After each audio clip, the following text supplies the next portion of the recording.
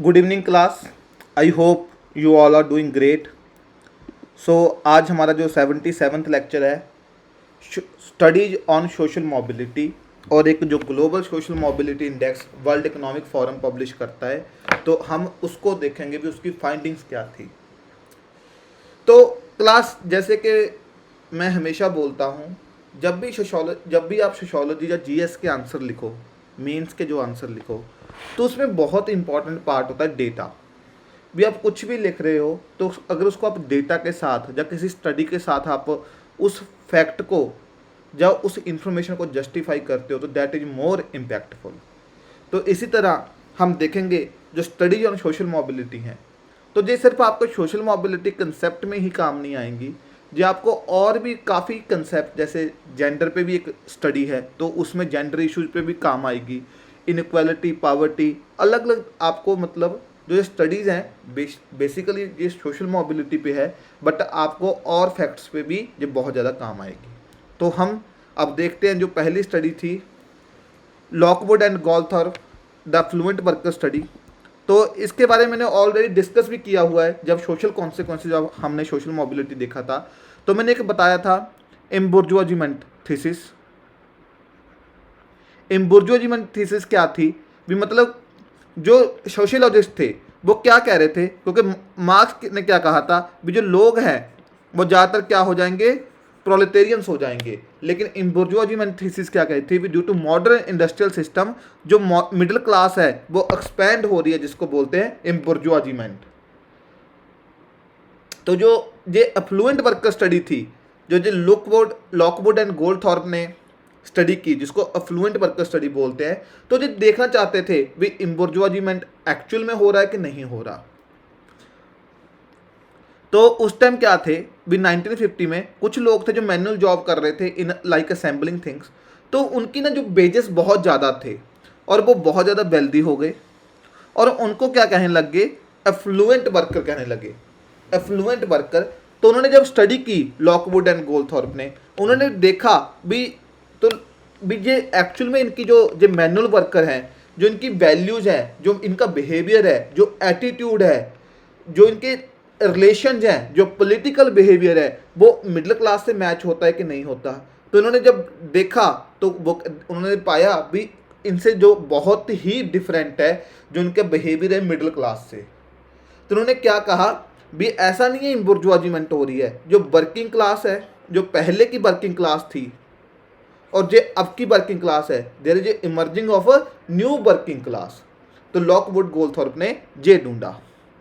फिर black coated worker study आई, तो जहाँ पे ब्लैक कोटेड कुछ वर्कर होते थे, लॉकवुड ने ही स्टडी की, क्लरिकल वर्कर थे, वो ब्लैक कोट इसलिए पहनते हैं क्योंकि उन पे वो इंक के स्टेन ना दिखें। तो उन्होंने देखा भी जो क्लर्क की जॉब थी वो पहले बहुत रिस्पेक्टेबल थी, एक मिडिल क्लास जॉब मानी जाती थी, लेकिन ड्यू टू इंडस्ट्रियल एडवांसमेंट और जो भी मतलब एक ऑटोमेशन आई विद टाइम, तो उन्होंने देखा जो अपवर्ड मोबिलिटी थी वो जो क्लर्क्स की थी वो बहुत ज़्यादा कम हो गई थी, और ऊपर से जो क्लर्क की पोजीशन थी वो बहुत चेंजिंग हो रही थी क्योंकि वो यूनियन नहीं बना के बैठे थे, लीडिंग टू अनप्रोटेक्टेड पे एंड वर्किंग कंडीशन। तो इसको उन्होंने क्या बोला भी जहाँ पे डाउनवर्ड मोबिलिटी हो रही है, तो उन्होंने क्या, इससे क्या जस्टिफाई होता है, downward mobility. Next study David glass की स्टडी थी, जिस स्टडी का नाम था सोशल मोबिलिटी इन ब्रिटेन। तो उन्होंने जब स्टडी की ब्रिटेन में सोशल मोबिलिटी स्टडी करने के लिए, तो उन्होंने देखना चाहते थे कि जो मोबिलिटी है वो एब्सोल्यूट है, मतलब कोई भी बंदा ऊपर से नीचे तक जा सकता है।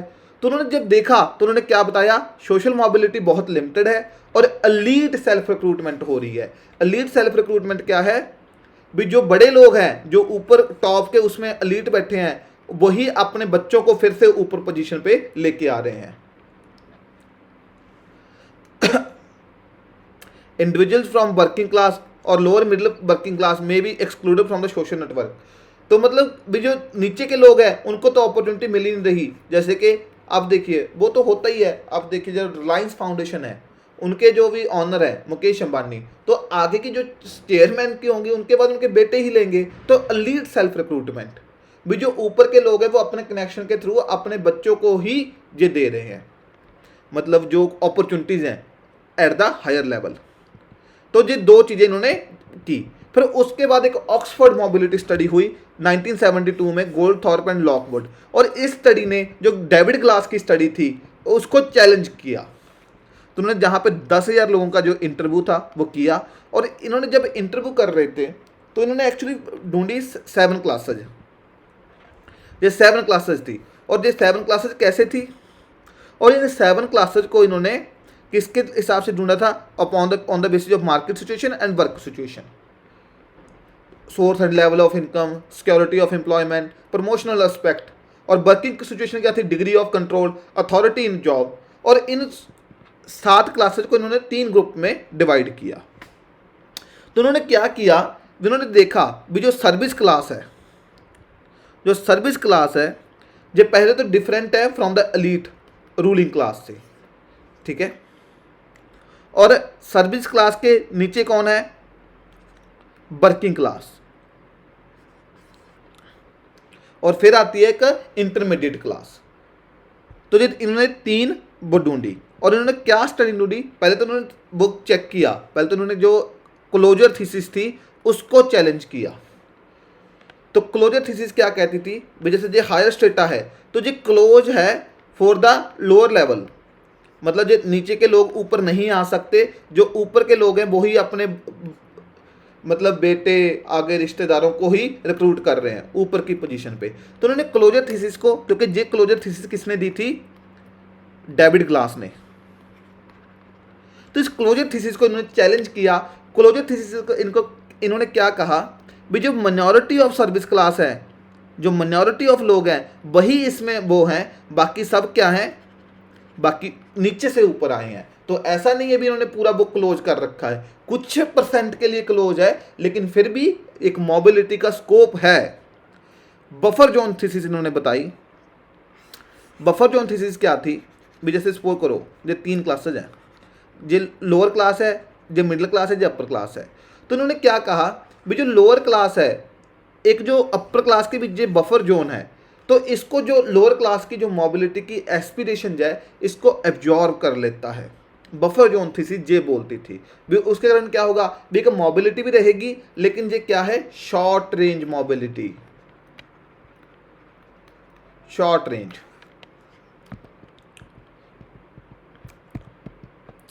तो लेकिन गोल्डथॉर्प ने क्या पाया, भी ऐसा नहीं है, जो newcomer to service class हैं वो अदर सोशल क्लासेस से आए हैं, भी ऐसा नहीं है भी सर्विस क्लास में कोई एंटर नहीं हो सकता, क्योंकि सारे उस बफर में ही एब्जॉर्ब हो गए।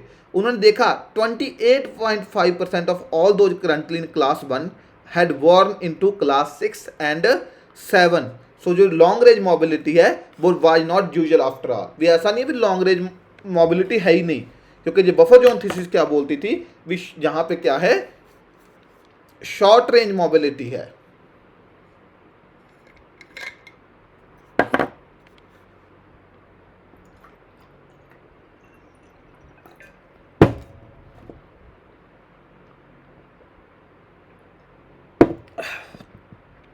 नेक्स्ट है counter balancing thesis.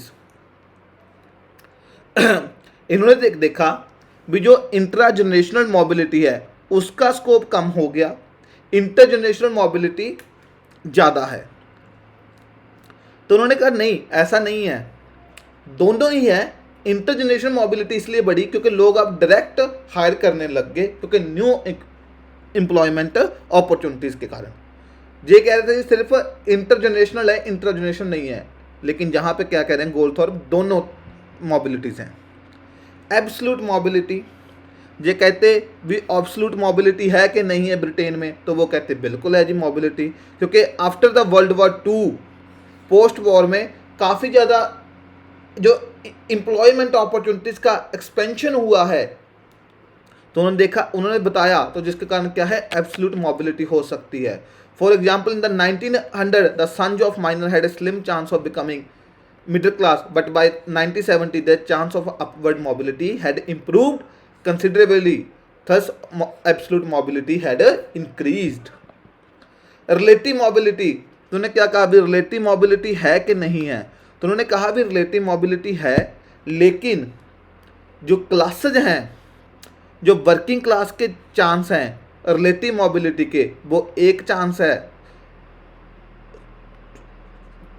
Service class में। जो इंटरमीडिएट क्लास है उसके जैसे इसको 100%, इसके जैसे इसको 10% चांस हैं, उसके 20% चांस हैं, और जो सर्विस क्लास के उसके 40% चांस हैं। भी रिलेटिव मोबिलिटी है, लेकिन वो रिलेटिव मोबिलिटी के कितने चांस हैं वो आपकी क्लास पे डिपेंड करता है, मतलब आप किस क्लास में बॉर्न हुए हो, आपके फादर साहब क्या काम करते हैं। तो ये रिलेटिव मोबिलिटी का बताया उन्होंने। तो उन्होंने बताया भाई ब्रिटेन ऐसा नहीं है भी इतना ज़्यादा फ्लूइड एंड ओपन सिस्टम जो बोलते हैं भी ओपन सिस्टम है, तो आप इतना ओपन नहीं है, तो इसमें भी क्लास इनइक्वालिटीज़ हैं। सोशल मोबिलिटी का स्कोप जो है वो बहुत ज़्यादा लिमिटेड है।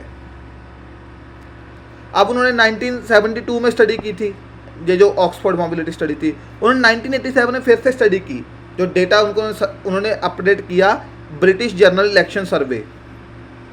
तो गोल्डथॉर्प ने कंक्लूड किया mobility chance of working class has become polarised, on the other hand their chance of moving into service class had improved, but economic recession के कारण ऐसा भी है भी या तो वो बहुत अमीर हो जाता, बिल्कुल ही वो सर्विस क्लास यानी कि जो टॉप की क्लास है उसमें पहुंच सकते हैं, जहाँ हो सकता है अनएम्प्लॉय हो जाए। तो पोलराइज्ड है ये चीज़ें। अब फॉक्स एंड मिलर ने स्टडी की social mobility in 12 industrial Nations. तो उन्होंने जब स्टडी की तो उन्होंने क्या डिस्कवर किया भी जो कंट्रीज़ जिन्होंने ग्रोथ देखी है, स्कूल इनरोलमेंट देखी है, अर्बनाइजेशन देखी है, पॉलिटिकल स्टेबिलिटी देखी है, उन्होंने क्या एक्सपीरियंस किया है, हाईएस्ट लेवल ऑफ मोबिलिटी। लेकिन जो हाईएस्ट लेवल ऑफ जो अपवर्ड मोबिलिटी है वो limited to individual with high level of achievement motivation. Achievement जो मोटिवेशन है भी वो उनके ही ऊपर लिमिटेड है। नेक्स्ट है स्टडी बाय बिलमॉन्ट एंड जोंग। इन्होंने लंदन एरियाज में स्टडी की थी, तो उन्होंने देखना चाहते थे भी जो सीईओ जो हैं, जो एमडीज हैं कंपनी के, तो वो कहाँ से आए हैं। तो उन्होंने पाया भी जो 83% जो डायरेक्टर्स हैं उनके पेरेंट्स जो क्या थे, प्रोफेशनल और मैनेजर थे।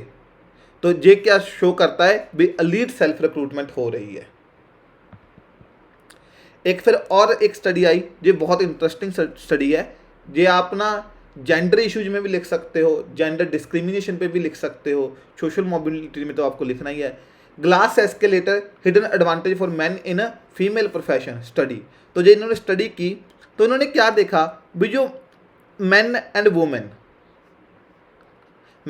वुमेन, तो ये दोनों जब फीमेल प्रोफेशन जिनको हम पिंक कलर प्रोफेशन बोलते हैं, मोस्टली उस time nursing, teaching, social work जिनको पिंक कलर प्रोफेशन बोलते हैं, जो मोस्टली डोमिनेटेड होते हैं वुमेन के द्वारा मोस्टली, क्योंकि वो due to this sexual division of labour लगा लो या कुछ जेंडर डिस्क्रिमिनेशन लगा लो।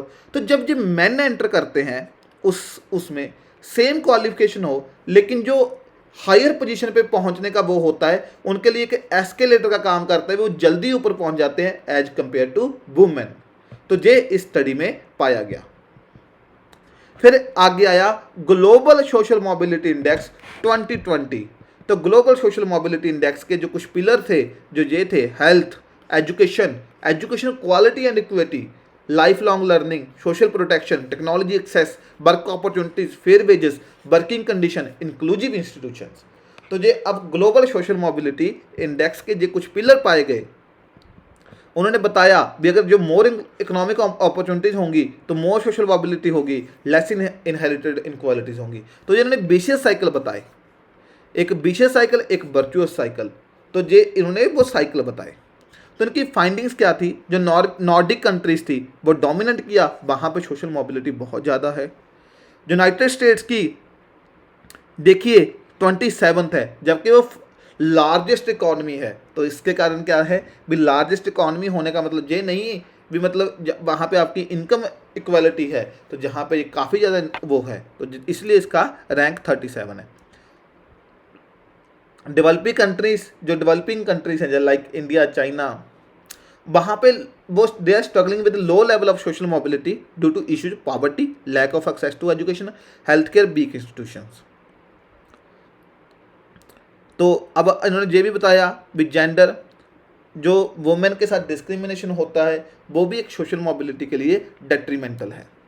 और टेक्नोलॉजी की बात की, टेक्नोलॉजी एक तरफ तो वो क्या कर रहे हैं, मतलब सोशल मोबिलिटी को एक्सपेंड कर रही है, दूसरी तरफ ये ऑटोमेशन का जॉब लॉस का भी डर है जिसके कारण इनकम इनक्वालिटी हो सकती है। जो कह रहे हैं अभी एक जो कह रहे हैं भी economy that would gain most from the increase in social mobility, जब सोशल मोबिलिटी बढ़ेगी तो कौन कौन सी कंट्री ज़्यादा एक्सपेंड करेंगे, वो गेन करेंगी, US, India, Japan, Germany and Russia. 10% social mobility increase होने से सोशल कोहेजन का जो बेनिफिट होगा और ऊपर से जो वर्ल्ड की इकॉनमीज है वो बूस्ट कर जाएगी 5% से।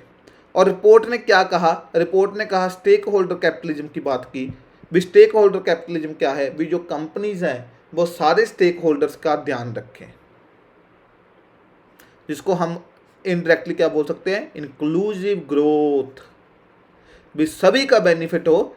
तो स्टेक होल्डर कैपिटलिज्म की उन्होंने बात की वर्ल्ड इकोनॉमिक फोरम ने, जो उन्होंने वो दे रहे हैं, सजेशन दे रहे हैं भी अगर आपने सोशल मोबिलिटी बढ़ानी है तो स्टेक होल्डर कैपिटलिज्म पे ध्यान दीजिए, ना कि स्टेट कैपिटलिज्म पे।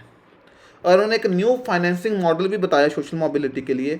एक तो टैक्स प्रोग्रेसिवली करो पर्सनल इनकम पे, भी जैसे अंबानी पे ज़्यादा टैक्स हो और जो गरीब बंदा है उस पर कम खर्च हो, टैक्स हो। और ऊपर से क्या है भी पब्लिक एंड पॉलिसी इंसेंटिव होना चाहिए ऐसा भी जो सोशल स्पेंड करे उन प्रोग्राम्स पे, सोशल सिक्योरिटी, एजुकेशन, हेल्थ, ताकि जो सोशल मोबिलिटी को इंक्रीज हो।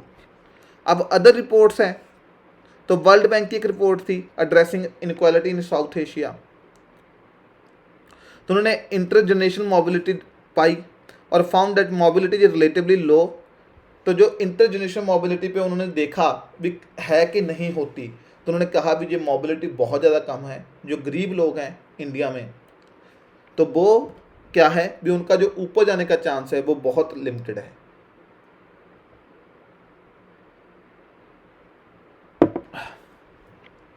अभी इंडिया ह्यूमन डेवलपमेंट सर्वे ने भी बुक की, उन्होंने देखा भी क्या क्या फैक्टर जो हैं जो सोशल मोबिलिटी को इम्पैक्ट करते हैं। तो उन्होंने बताया भी education and access to economic resources are very important factors for upward mobility. और फिर centre for monitoring Indian economy, तो इन्होंने भी देखा भी individual income trajectories, education attainment and intergenerational mobility कैसे हो रही है इंडिया में। और ILO की, इंटरनेशनल लेबर ऑर्गेनाइजेशन की, social mobility and employment in India 2019 में इन्होंने देखा भी जो सोशल मोबिलिटी है वो इंडिया में लिमिटेड है, with the majority of worker remaining in the same economic class as their parents. जो मतलब जो वर्किंग क्लास में हैं बच्चे वो उसी में रह रहे हैं जैसे कि उनके फादर या मदर काम करते थे। तो ये सारी स्टडीज़ थी। तो आई होप आपको जो समझ आ गया होगा। सो बाकी कोई भी अगर डाउट होता है तो आप कमेंट सेक्शन पे लिख सकते हो, क्योंकि मैं मोस्टली आजकल कमेंट्स का सभी का रिप्लाई देता हूँ। Thank you class.